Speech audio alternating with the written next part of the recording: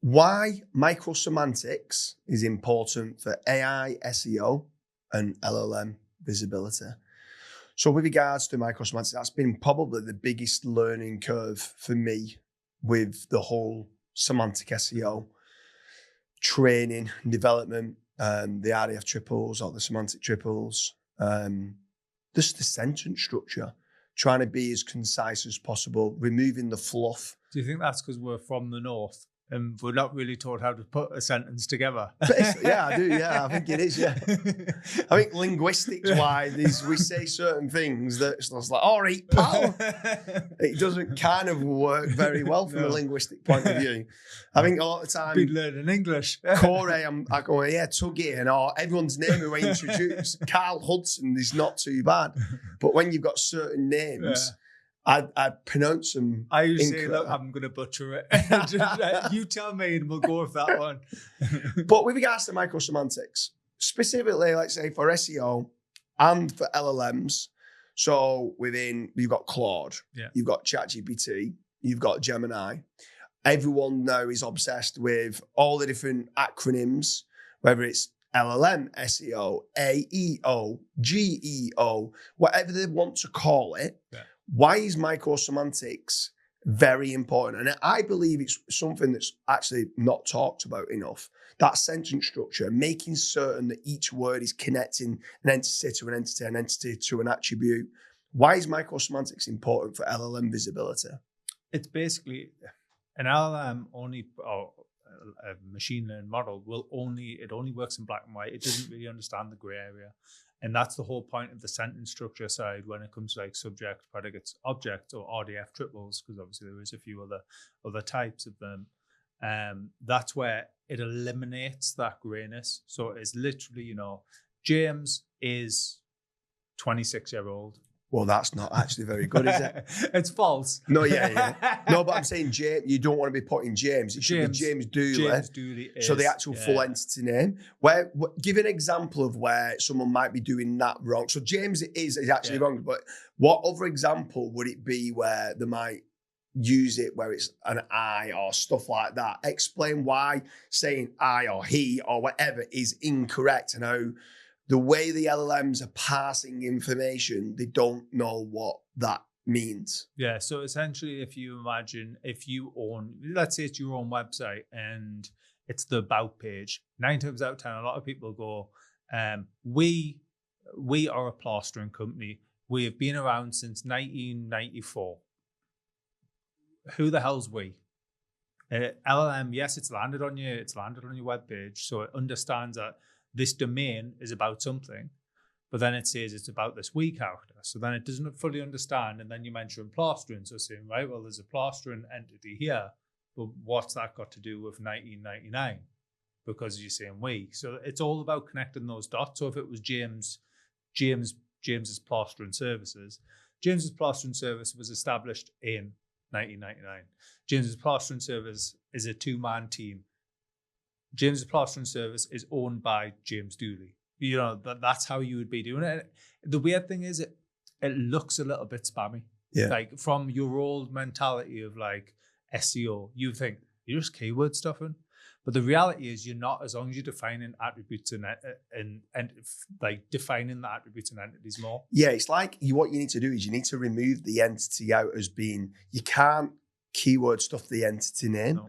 So the entity name needs to be in there as much as possible. And some people say, oh, but Google or Gemini or ChatGPT or Claude, they understand that the about page on that website is about that entity. Well, they can do. But the issue is now the cost of information retrieval is going up because now they've got to try and work out who is we. And if they're doing any sort of grounding and chunking and they want to try and take out a piece of information, if you're going to take that paragraph or sentence out and put it into a Google snippet, or you put it into an LLM answer, we do this, this, and this, doesn't make any sense anymore. So therefore, the semantic triple and defining the entity within the RDF triple becomes very important. It's also going to probably, if you did that, that's probably a bang-on example. If you did that, we do X, Y, and Z, and you put that in probably in a quote, you're probably going to bring up another 4 billion websites that also say we do X, Y, and Z. Yeah. So again, it's ambiguity. Yeah. Who is we? And you've just said you have 4 million websites. That's a great word, the ambiguity and the uncertainty from the LLMs that they're not certain. How important is disambiguation and trying to make certain that the confidence and the clarity of your content is there? Because if they're not confident and there's not clarity, they're just not going to cite you. No. How important is the disambiguation and making certain? How many times have we gone in and strengthened a KGMID score and a knowledge graph just by replacing I and we with the entity name? It's scary and then how many people doing this on third-party websites saying, we did this, this, and this, we won this award. And it's just like, you're not doing the nodes and the edges. Don't, like, within the way the semantic graph works, you have to define the entity and connect it to the objects, the attributes, and everything else with nodes and edges. So the easiest way of explaining it, if anyone doesn't understand what I mean by nodes and edges, is if you go and type in like knowledge graph visualization, you'll see a load of dots and a load of lines. And the lines are the edges, the dots are the nodes, i.e. the entities that are connecting things together. And if it's not done in the triplets, i.e. the semantic triples, there isn't two connections in the line being done. And at that point, you're not feeding the knowledge graph, which then means you're not feeding the knowledge vault, which then means you're not feeding the training data, which then means the LLM visibility is nowhere near as good, whether it's Claude, whether it's ChatGPT, or whether it's Gemini. So it's crazy when people start looking at word level and sentence level. But it can also just be like one word knocks it off. Like we've seen it like 50 points. Like one word it can destroy the entire page, that one word, because it's created that ambiguity when it wasn't needed. And you've thought, I'll just quickly go and update this page. Yeah. You know what I mean? And you think you're doing well because you're getting some Google freshness. So I've got one last question for you, because we chat and we joke about this quite a lot. And with regards to when someone's looking to do backlinks, or they're looking to do an off-page topical map, and they're looking to do third-party corroboration, branded mentions now is brilliant for LLM visibility, right? And a lot of the time now, people are saying you don't even need the backlinks that much anymore. Now, there's still a page rank algorithm. You still want a bit of link juice to increase the crawl budget.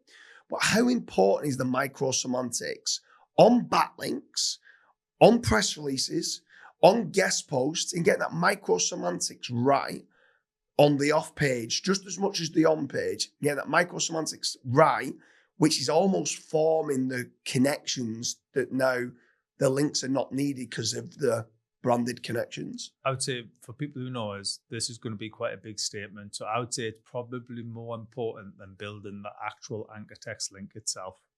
Now, this is specifically within the realms of LLM optimization. Yeah.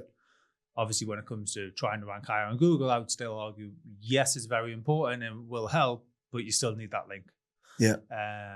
But yeah, when it comes to the LLM optimization and utilizing the microsemantics and semantic SEO, it is like fundamental. If you're structuring that page wrong, you're basically just adding, you're building the ambiguity. You're building the ambiguity. Yeah. At times, I've seen people building links and it's weakened their knowledge graph score, because now it starts to raise. We had one where one of my members of staff wrote an article about FatRank, and it started doing connections, and it then started to think that I wasn't the founder and connected it to somebody else, because the way the sentence structure was put together, I was mentioned in the sentence, but it looked like one of the members of staff was the founder. And I was like, what's going on here? Like, it's not, like, I'm the founder. The sentence structure that's being done isn't done in the correct manner. That should have been broken down into two sentences. You've thrown them both in together, and the way that they've parsed that with natural language processing, it's had a detrimental effect and raised this ambiguity. We actually found that on niche edit. Obviously, I'm not really a huge advocate of niche edits anyway. I think, why do niche edit when you have a guest post? But we actually found that in niche edit, we built a link and it changed because it was a niche edit in like a related post, you think it's good. It actually changed who I thought the founder of our business was. Yeah. Which was like crazy. It was like, what? Yeah. Like, well, why is it saying that? And then you'd find the link and it's like, that's the one. And then you delete that out and it came back. Yeah. Got rid of the ambiguity in it.